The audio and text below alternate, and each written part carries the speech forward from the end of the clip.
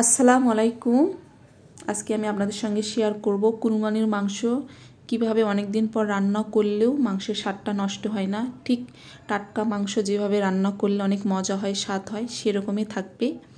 আর কুরবানির মাংসটা প্রথমে ভালো করে ধুয়ে নিয়েছিলাম, তারপরে হলুদ আর লবণ দিয়ে জাল করে নিয়েছি, মানে সিদ্ধ করে নিয়েছি প্রায় 20%।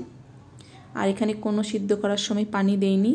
সিদ্ধ করার সময় কাঁচা মাংস থেকে যে পানিটা বের হয়েছে সেটার মধ্যে ভালো করে সিদ্ধ করে নিয়েছি। তারপর পানিটা ঝরিয়ে ফেলে ঠান্ডা হওয়ার পর ডিপ ফ্রিজে রেখে দিয়েছিলাম। এখন এটাকে ভালো করে আবার ধুয়ে নিয়েছি, এরপর রান্না করব। তো প্রথমে সরিষার তেল দিয়েছি, এরপর এখানে পেঁয়াজ কুচি দিয়ে দিলাম, প্রায় 4টার মতো পেঁয়াজ দিয়েছি। কাঁচা মরিচ ফালি করে দিয়েছি। এরপর এগুলো তেলের মধ্যে একটু ভেজে নেব।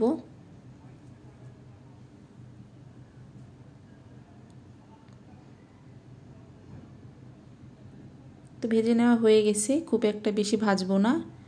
এখন এখানে পানি দিয়ে দিলাম সামান্য একটু, যাতে পুড়ে না যায়। এরপর এখানে দিয়ে দিলাম রসুন বাটা, আদা বাটা,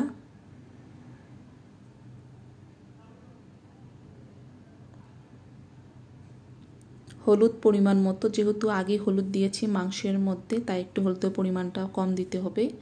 এরপর জিরা গুঁড়ো পরিমাণ মতো, গুঁড়ো মরিচ,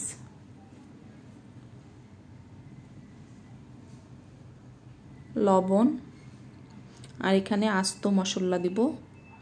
তেজপাতা, দারুচিনি, লবঙ্গ, সাদা এলাচ আর কালো এলাচ একটা দিয়েছি।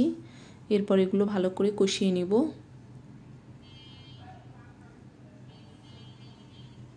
এখন ঢাকনা দিয়ে ঢেকে দিব যাতে করে ভালোভাবে সিদ্ধ হয়।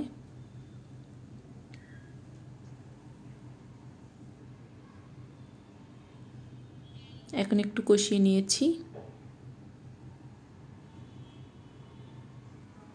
কষিয়ে নেওয়া হয়ে গেছে, এখন এখানে মাংসগুলো দিয়ে দিব। আর এই মাংসটা শুধুই হলুদ আর লবণ দিয়ে সিদ্ধ করা হয়েছে, কোনো মশলা এখানে দেওয়া হয়নি, তাই আমি সকল মশলাগুলো আবার দিয়েছি।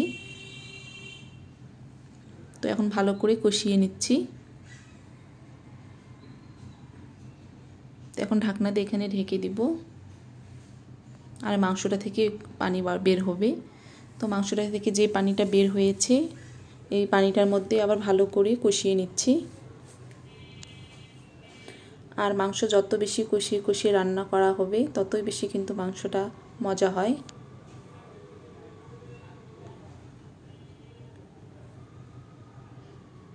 কষিয়ে নেওয়া হয়ে গেছে, এখন আর একটু পানি দিয়ে দিচ্ছি।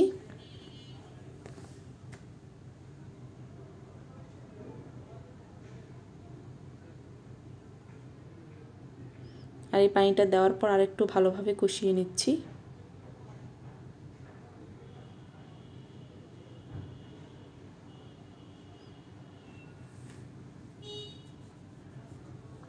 এখন লাস্ট পর্যায়ে পানি দিয়ে দিলাম। আগে কয়েকবার অল্প পরিমাণ পানি দিয়ে তারপরে ভালো করে কষিয়ে নিয়েছি। যেহেতু একটু ঝোল রাখবো, তাই পানির পরিমাণটা একটু বাড়িয়ে দিয়েছি। তো এখন ঢাকনা দিয়ে ঢেকে দিব যাতে করে ভালোভাবে মাংসটা সিদ্ধ হয়।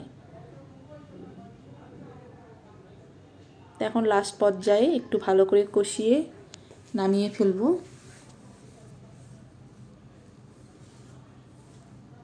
আর অবশ্যই মাংস থেকে যখন তেল বাহির হবে তখন নামালে মাংসটা বেশি মজা হয়। তো রান্নাটা হয়ে গেছে, আমি এভাবে নামিয়ে ফেলবো। যারা যারা এভাবে রান্না করেননি তারা আমার রেসিপি ফলো করে একবার হলেও রান্না করবেন, অনেক বেশি মজা হবে। আল্লাহ হাফেজ।